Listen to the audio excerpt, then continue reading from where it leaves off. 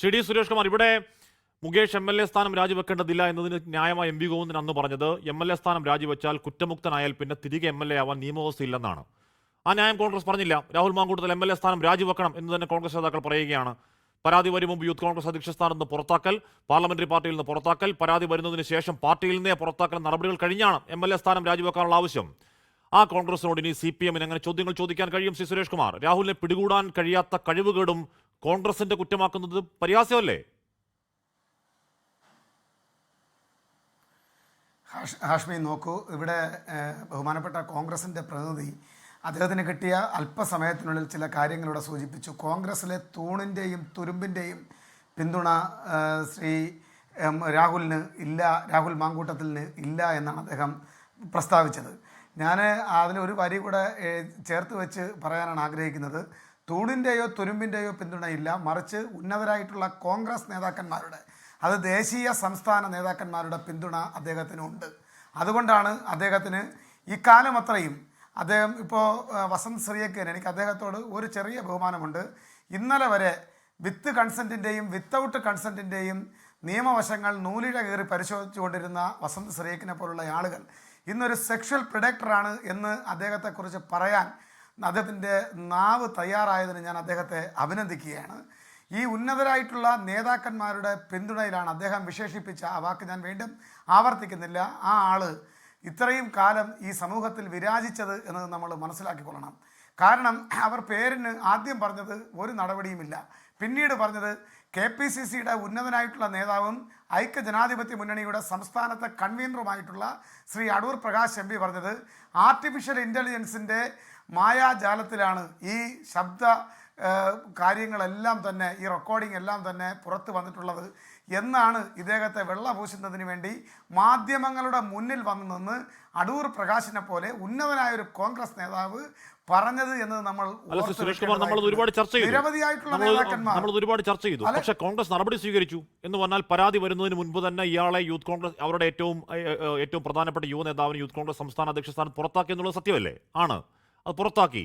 അന്ന് സസ്പെൻഷൻ ഉണ്ടായി, പരാതി വന്നു കേസായപ്പോഴേക്കും പ്രാഥമിക നടപടിയിൽ നിന്ന് പുറത്താക്കി. പിന്നെയും കോൺഗ്രസ് ഒന്നും ചെയ്തില്ല എന്ന് ആരോപിച്ചുകൊണ്ടിരിക്കൽ നിങ്ങൾക്ക് തിരിച്ചടിക്കുന്ന വാദമാവില്ലേ ശ്രീ സുരേഷ് കുമാർ? ചെയ്യേണ്ടത് ഇയാളെ പിടിച്ചാത്രലാണ്. 10 ദിവസമായി. താങ്കൾ നേരത്തെ പറഞ്ഞ പ്രഡേറ്ററിനെ പിടിച്ചാത്ര നമ്മുടെ പോലീസ് കഴിയുന്നില്ല.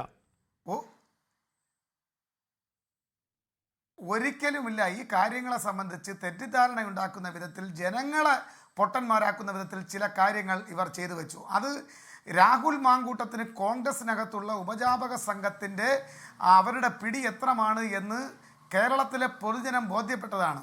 പേരിനൊരു സസ്പെൻഷൻ നടപടി സ്വീകരിക്കുകയും രാഹുൽ പാലക്കാട് വന്നിറങ്ങുമ്പോൾ ഈ പറയുന്ന ആളുകൾ തന്നെ കോൺഗ്രസിൻ്റെ ജില്ലാ നേതാക്കന്മാർ, ജില്ലാ സംസ്ഥാന നേതാക്കന്മാർ ഉൾപ്പെടെയുള്ള ആളുകൾ അദ്ദേഹത്തെ തോളിലേറ്റ് നൃത്തം ചെയ്യുന്ന കാഴ്ച കേരളത്തിൻ്റെ പൊതുസമൂഹം കണ്ടതാണ്. പാലക്കാട്ടെയും തിരുവനന്തപുരത്തെയും ഈ സംസ്ഥാനത്തെയും പ്രധാനപ്പെട്ട രാഹുൽ അനുയായികളെല്ലാം തദ്ദേശ സ്വയംഭരണ സ്ഥാപന ഇലക്ഷനിൽ സീറ്റ് നേടി തദ്ദേശ സ്വയംഭരണ ഇലക്ഷനിൽ മത്സരിക്കുന്നതിന്റെ മാറ്റുരക്കൽ നടന്നുകൊണ്ടിരിക്കുന്ന സന്ദർഭമാണ്. സുരേഷ് കുമാർ, നമ്മൾ പോയ 6-7 ദിവസം അത് തന്നെ പറഞ്ഞുകൊണ്ടിരിക്കുകയാണ്. ഇപ്പോഴുള്ള നിലവിലുള്ള വസ്തുത എന്താണ്? നിലവിലുള്ള വസ്തുത രാഹുൽ മാങ്കൂട്ടത്തിൽ മുഖ്യമന്ത്രിക്ക് പരാതി കൊടുക്കാൻ പോകുന്ന കാര്യം തലേദിവസം ഞങ്ങൾ റിപ്പോർട്ട് ചെയ്തതാണ്. ഇനി സംസ്ഥാന പോലീസിന്റെ IB സംവിധാനത്തിന് അത് അറിയാനുള്ള കഴിവില്ലെങ്കിൽ നമ്മൾ റിപ്പോർട്ട് ചെയ്തതാണ്. നമ്മൾ റിപ്പോർട്ട് ചെയ്യുമ്പോഴെങ്കിലും ആ വാർത്തയിൽ വിശ്വസിച്ച് രാഹുലിന് മേൽ കണ്ണുണ്ടാവണം. മുഖ്യമന്ത്രിക്ക് പരാതി കൊടുക്കാൻ ഈ പരാതിക്കാരി പെൺകുട്ടി അവിടെ മുഖ്യമന്ത്രിക്ക് മുന്നിൽ ഇരിക്കുമ്പോൾ രാഹുൽ മാങ്കൂട്ടത്തിൽ അവിടെ പാലക്കാട് പ്രചരണത്തിലാണ്. അവിടെ നിന്ന് രക്ഷപ്പെട്ടതടക്കം 10-ാം നാളും ഇയാളെ പിടികൂടാൻ കഴിയുന്നില്ലെങ്കിൽ അത് കോൺഗ്രസിന്റെ കുറ്റമാണെന്ന് പറയുന്നത് കേരള പോലീസിന് നാണക്കേടല്ലേ ശ്രീ സുരേഷ് കുമാർ? അല്ല, കേരള പോലീസ് ഒരു കുറ്റവാളിയെ ഇത്ര ദിവസത്തിനുള്ളിൽ അറസ്റ്റ് ചെയ്യണമെന്നതിനെ സംബന്ധിച്ച് ആ കേസും മറ്റ് പ്രവർത്തനങ്ങളും കൂടെ നമ്മൾ ഇതിനകത്ത് ചേർത്ത് വെച്ച് വായിക്കേണ്ടതായിട്ട് വരും. അദ്ദേഹം ഇപ്പോൾ തൽക്കാലം, ആ വാക്കിന് അടിവര, താൽക്കാലികമായി രക്ഷപ്പെട്ടിരിക്കുകയാണ്. ആ രക്ഷപ്പെടൽ സ്ഥായിയല്ല, അത് നമ്മൾ മനസ്സിലാക്കണം. രാഹുൽ മാങ്കൂട്ടത്തിന് കഴിയില്ല. കാരണം ഇപ്പോൾ ഇല്ല സുരേഷ് കുമാർ, നോട്ട് വാറസ്റ്റ് ഇന്നുണ്ടായതാണ്. ഒരു കേസിൽ ഇന്നുണ്ടായതാണ്. ഞാൻ പറയുന്നത് മുൻകൂർ ജാമ്യാപേക്ഷ തള്ള ദിവസങ്ങളായി. അവിടെ ഹോസ്റ്റർ കോടതി തുറന്നുവിടാൻ പറഞ്ഞ് നിങ്ങളുടെ പോലീസ് കാത്തിരുന്നു. നമ്മുടെ പോലീസ് അവിടെ കാത്തു നിന്നു. എന്തിനാ? രാഹുൽ മാങ്കൂട്ടത്തിൽ പോലെ താങ്കൾ നേരത്തെ പറഞ്ഞ പ്രഡേറ്റർ അങ്ങോട്ടേക്ക് ഹാജരാകുമ്പോൾ പിടികൂടാൻ. അത്ര കഴിവുകെട്ട സംവിധാനമാണോ ശ്രീ സുരേഷ് കുമാർ നമ്മുടെ സംവിധാനം? എന്തൊരു നാണക്കേടെന്ന് ആലോചിച്ച് നോക്കിയേ. അല്ല, ഒരു തിരുത്തുണ്ട്. ഞാൻ ഇന്നത്തെ ചർച്ചയിൽ സെക്ഷൽ പ്രൊഡക്ടർ എന്ന വാക്ക് ഞാൻ ആദ്യം ഉപയോഗിക്കുന്നതിന് മുമ്പേ ഉപയോഗിച്ചത് വസന്ത് സിറിയക്കാണ്. ഞാൻ അതിലാണ് അദ്ദേഹത്തെ അഭിനന്ദിച്ചത്. രണ്ടാമത്തെ കാര്യം എന്ന് പറയുന്നത് നോട്ട് ടു അറസ്റ്റ് എന്ന് ഒരു കേസിലാണ്, ആദ്യത്തെ കേസിലാണ് നോട്ട് ടു അറസ്റ്റ് ഉണ്ടായിട്ടുള്ളത്. ഞാൻ മനസ്സിലാക്കുന്ന നില വെച്ചാണെങ്കിൽ നോട്ട് ടു അറസ്റ്റ് രണ്ടാമത്തെ കേസിൽ ആൻറ്റിസിപ്പേറ്ററി ബെയിലിൻ്റെ വിസ്താരമധ്യേ അദ്ദേഹത്തിന് ലഭ്യമായിട്ടില്ല എന്നാണ് ഞാൻ മനസ്സിലാക്കുന്നത്. നമ്മൾ പറയേണ്ടുന്നൊരു കാര്യം പ്രധാനമായും അറസ്റ്റിനെ സംബന്ധിച്ചാണ്.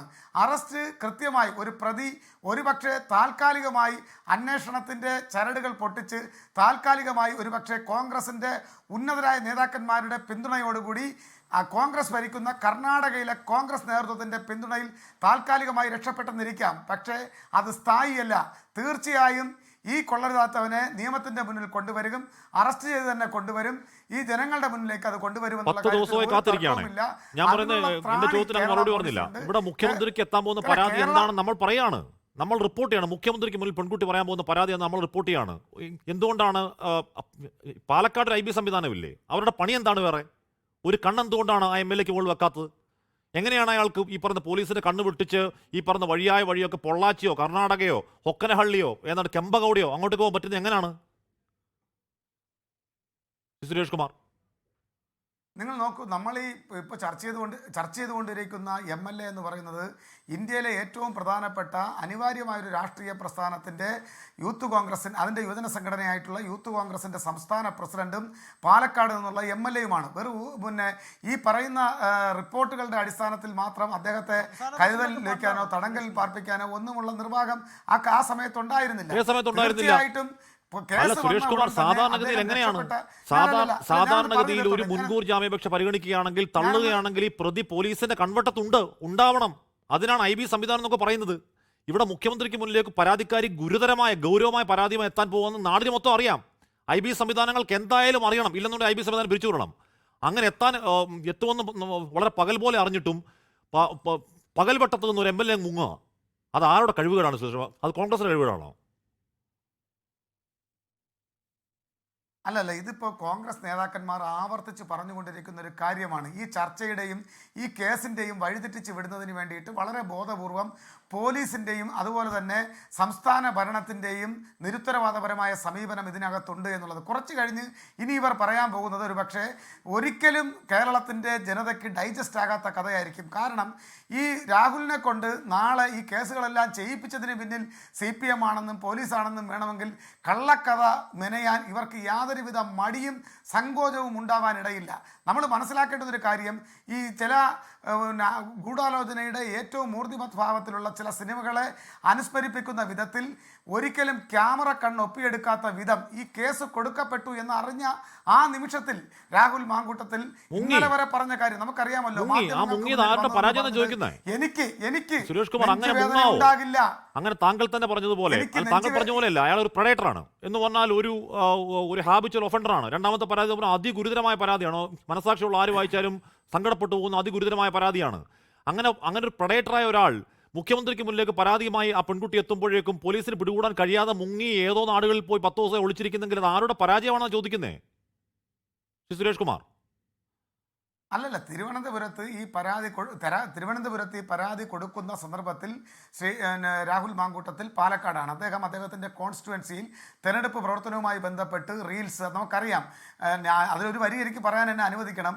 വളരെ ഉത്തരവാദിത്വമുള്ള സമൂഹത്തിന് നന്മ മാത്രം പ്രതീക്ഷിക്കുന്ന പ്രധാനപ്പെട്ട സിനിമാ താരങ്ങൾ, അതും വനിതാ സിനിമാ താരങ്ങളുടെ തോളിൽ കൈയിട്ടുകൊണ്ട് റീൽസ് എടുക്കുന്ന തിരക്കിലായിരുന്നു അദ്ദേഹം. അപ്പോൾ സ്വാഭാവികമായും പോലീസ് ഇക്കാര്യത്തിൽ വളരെ ശ്രദ്ധയോടുകൂടി തന്നെയാണ് നീങ്ങിയത്. എന്നാൽ പോലീസിന്റെ ക്യാമറ കണ്ണ് വെട്ടിച്ചുകൊണ്ട് നമ്മളെ നിരത്തിലുള്ള